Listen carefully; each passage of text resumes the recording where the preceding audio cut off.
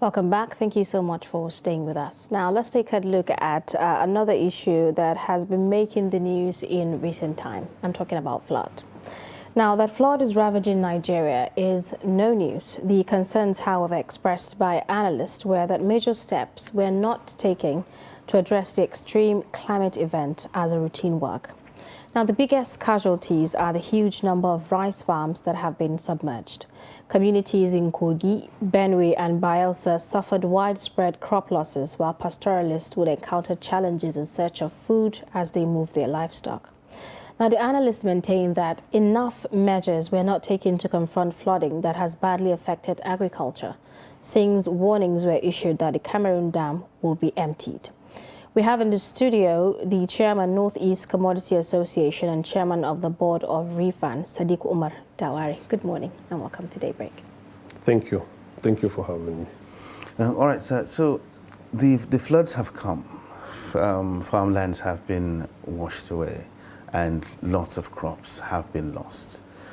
What is the implication for Nigeria going forward in terms of food shortages that might be witnessed due to this flood disaster?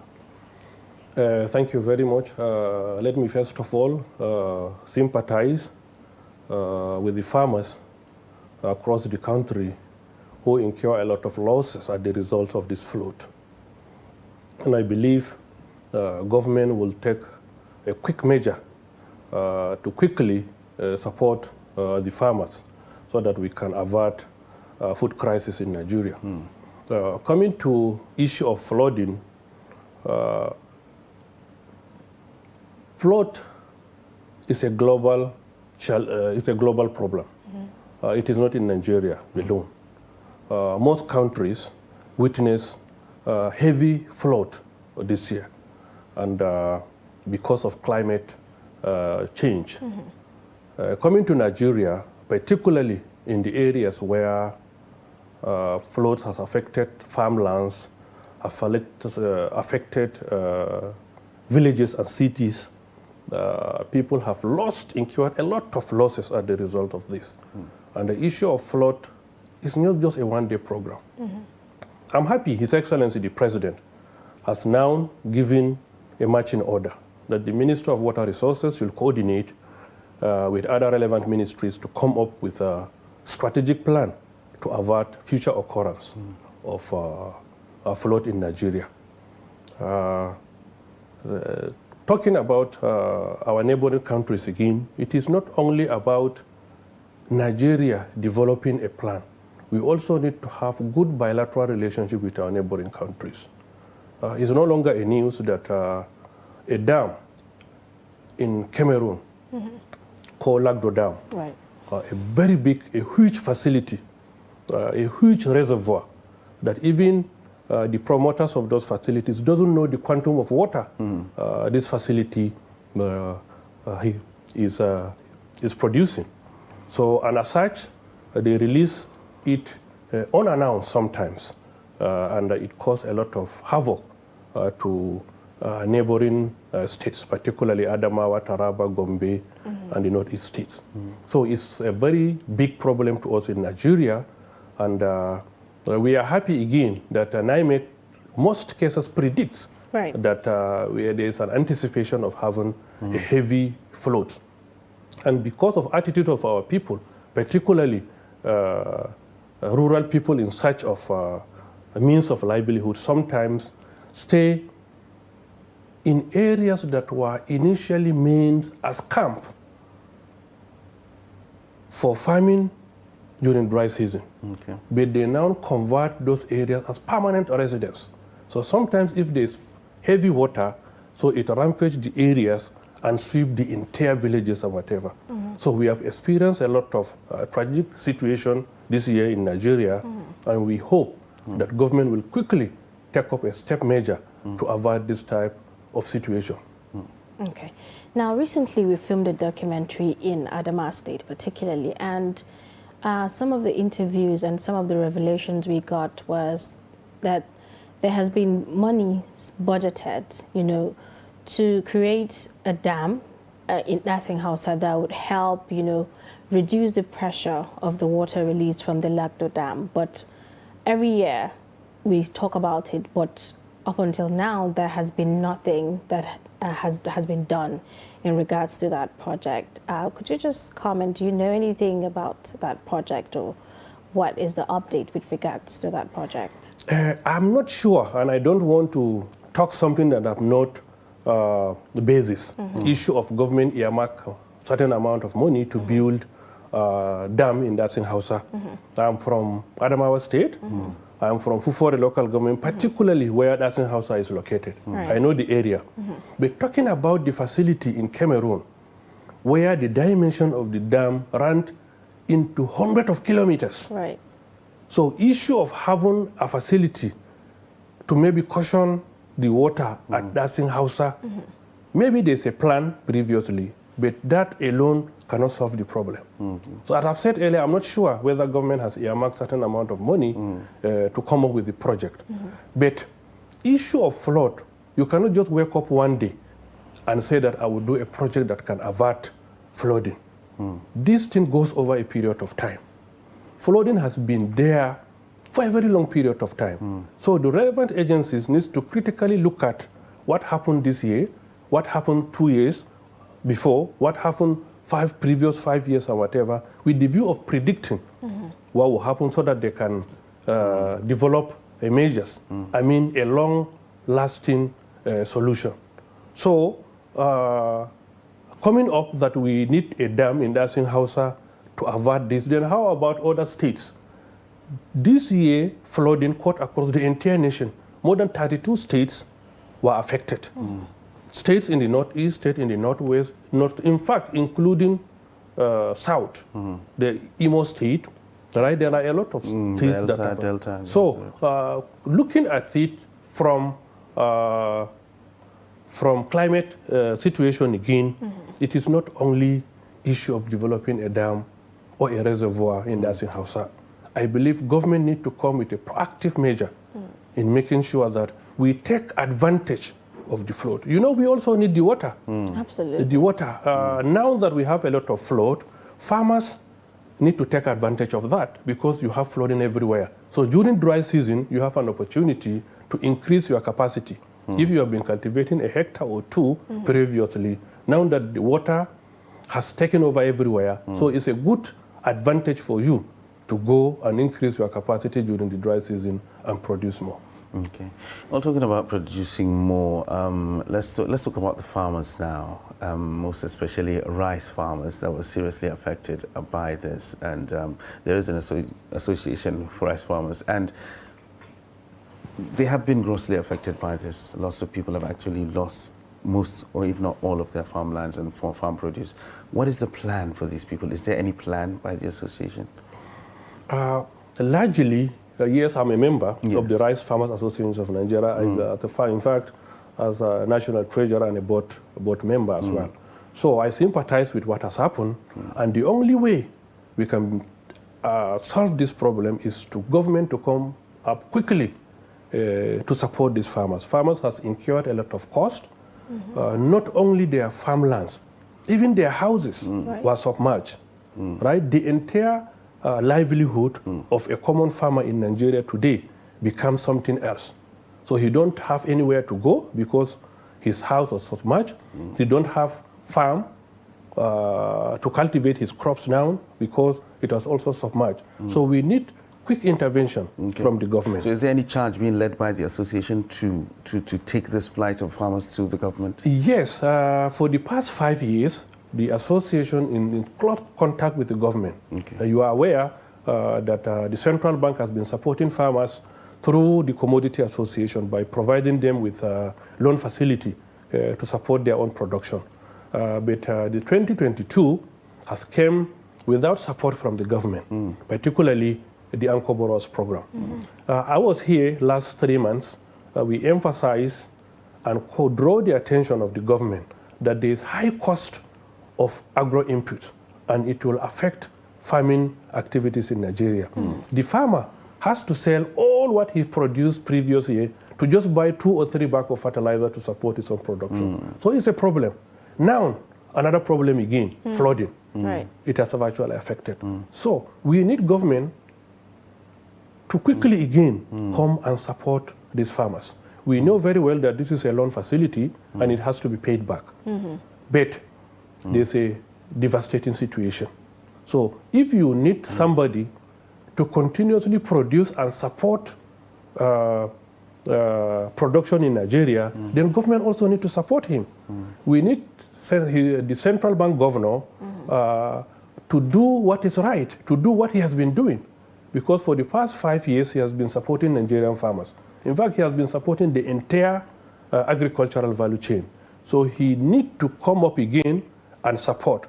Because if there is no support this period of time, I believe all the effort that was made by the government previously will just go away unnoticed, because food is a necessity. Right. If there is a crisis, God forbid, of food in Nigeria, then it is then that people will realize that a smallholder farmer that they've been looking as nobody is somebody that has been supporting Nigerians. You are also aware that over a period of, I think, 2-3 years, this closed down of Nigerian borders with a very good intention by His Excellency the President to support local production. Or it's only spot areas where there are smugglings or whatever. But throughout this period, we're having a lot of rice, we have been having a lot of maize. You cannot go to market without seeing a bag of fertilizer or maize to buy. So this is a courtesy of the effort of a smallholder farmer. So we need government to continuously support the smallholder farmer in Nigeria so that we can avert issue of food crisis. All right. But recently we've seen a gradual, steady increase in the price of rice in the market. The locally produced rice, actually, is actually going beyond the purchasing power of the ordinary person. Now with the floods that have actually come, and there are going to be losses and there'll probably be shortages, what does that mean to the price of rice right now in the market? The issue of price hike in Nigeria is not issue of rice, maize, or agricultural commodities alone. Okay. Everything that you think of in Nigeria today, the price has increased, if not double. Think of building materials. Think of cars. In fact, think of aviation industry. Last 2 years, a ticket probably from Adamawa to Abuja is 18 to 24,000 naira. Today, a flight ticket from Adamawa to Abuja is about 120,000 naira. So it's the increase in the price of commodities, services, and commodities in Nigeria is an issue of much serious concern. So the only way we can avert it is to government to take the shocks. A bag of fertilizer that used to be 8,000, 9,000 last year, today costs 22,000 naira. So we also need subsidy from the government. Let them look into it. Like what is happening? There are a lot of fertilizer blending plants that are coming up, yet the price keep on increasing. There are a lot of agrochemical producing companies that are coming up, yet the price still keep on coming up.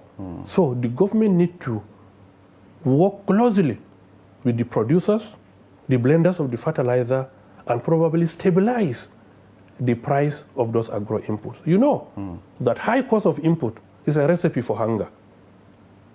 Nigeria largely depends on the smallholder farmers.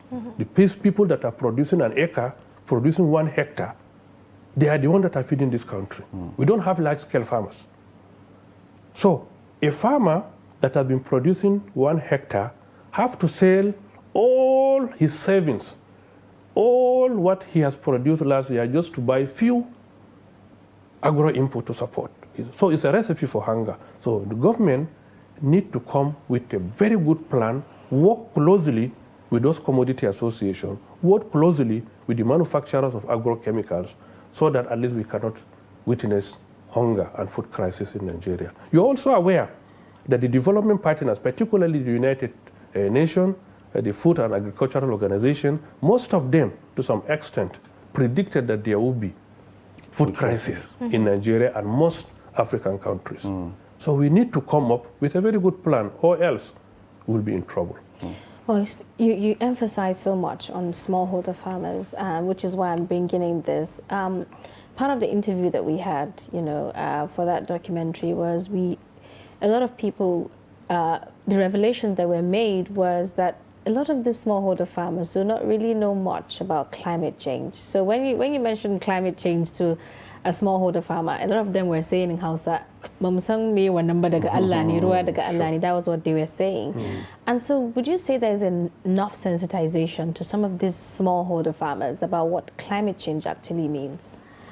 I will appreciate the effort of NIMET because I'm closely monitoring and watching their own predictions, and every season they roll out activities and inform farmers and indeed all Nigerians that we will likely experience a lot of rain, and as a result of that we may see flooding.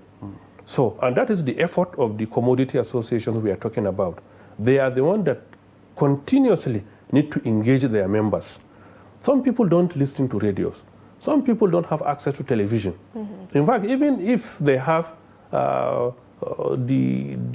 method, the timing and whatever, somebody is in his farm throughout the day, an announcement has been going on in TV and radio about the climate change, about issue of flooding. So those institutions need to work closely with those associations that have structure across the country. Most of these associations we are talking about have a structure at the national, have it at the state, local government, including the cluster. So they can help in disseminating the information, in making sure that Nigerians, to some extent,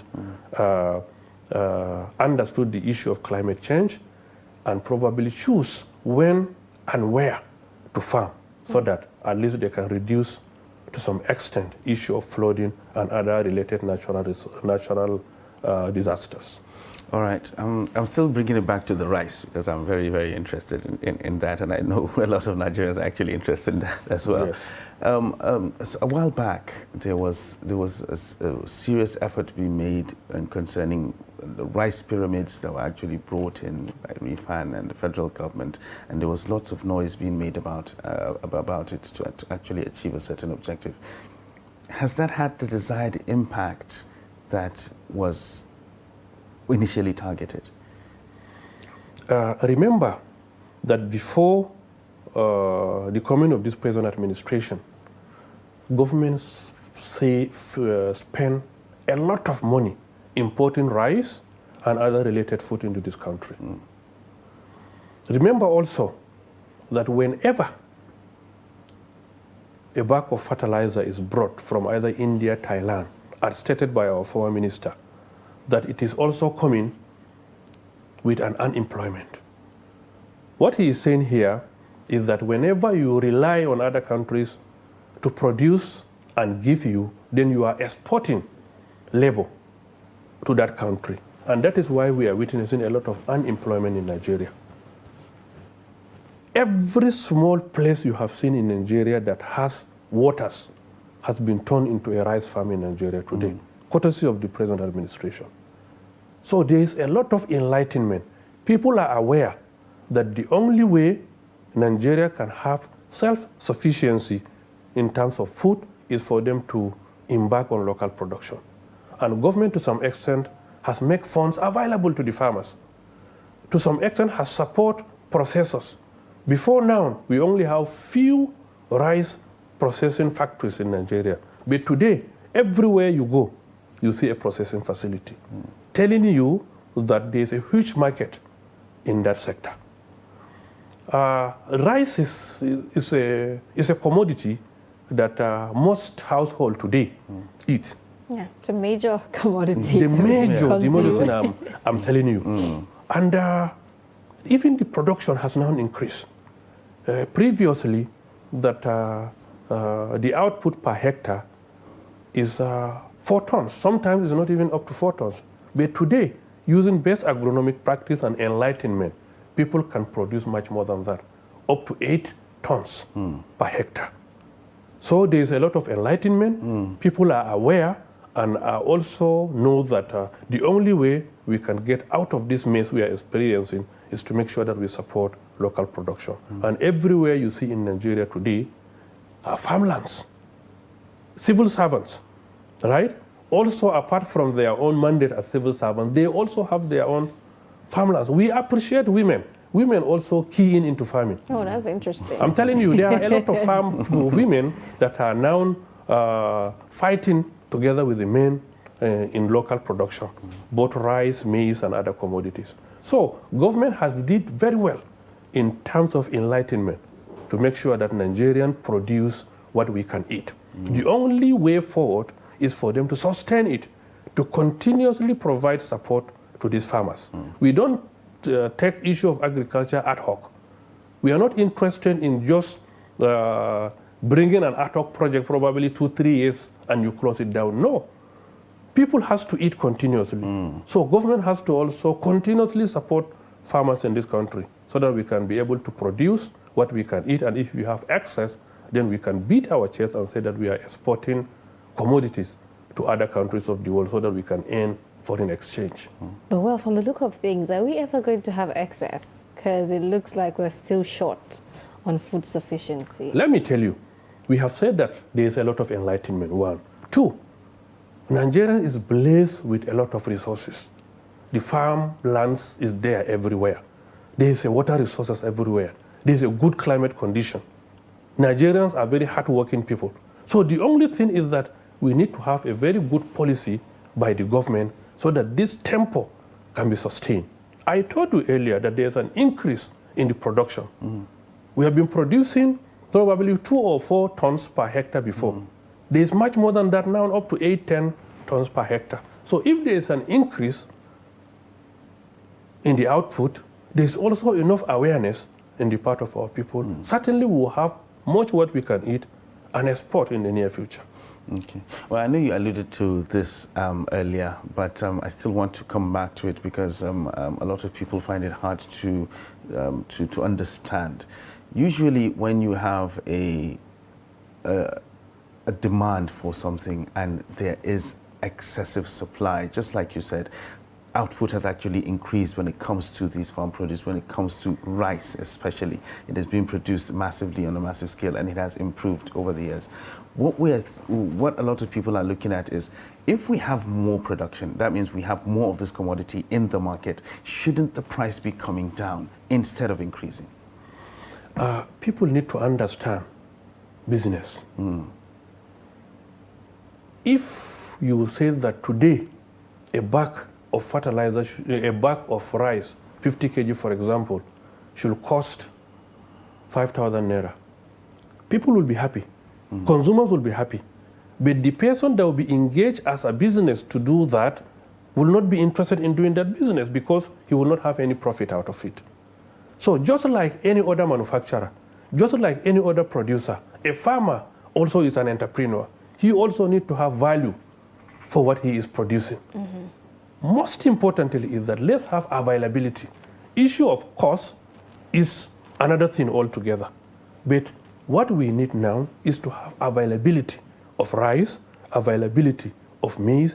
Now the price will stabilize, where a producer will have value for what he has produced, then a consumer will also buy and consume without much stress.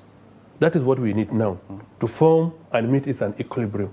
But the issue of people anticipating that because there is an increase in production, so the price has to come down to a level that it will not interest a producer again to produce, is also a problem to the country. Right. So let's keep on encouraging farmers to produce more. Let's also people to have a purchasing power, right? So that at least they can meet in an equilibrium where we'll have a win-win situation. Well, quite very interesting, yes. But because of time, we have to go. Thank you so much, Mr. Sadiq Umar, for coming on the show this morning, and we hope to have further deliberations with you in the future. Thank you very much. Thank you very much. I am very sure we will continue this conversation because it is an ongoing one and it's something that we really need to keep our eyes on. So thank you very much. I'm always available. And we love to eat rice. We love rice, yes. Why not? We love rice. Yes, we have witnessed rice pyramid. And I think in no distance time we'll also have a competition of people cooking rice again. We love rice. That will be lovely. Yes, Thank you very much for coming on the program. Thank you very much. All right, this is where we are going to draw the curtains on Daybreak this morning on Trust TV. We hope you had an amazing time being with us as we have enjoyed bringing it to you as well. I am Ibrahim Yusuf. Have a lovely day. And I'm Zainab Bala. See you tomorrow.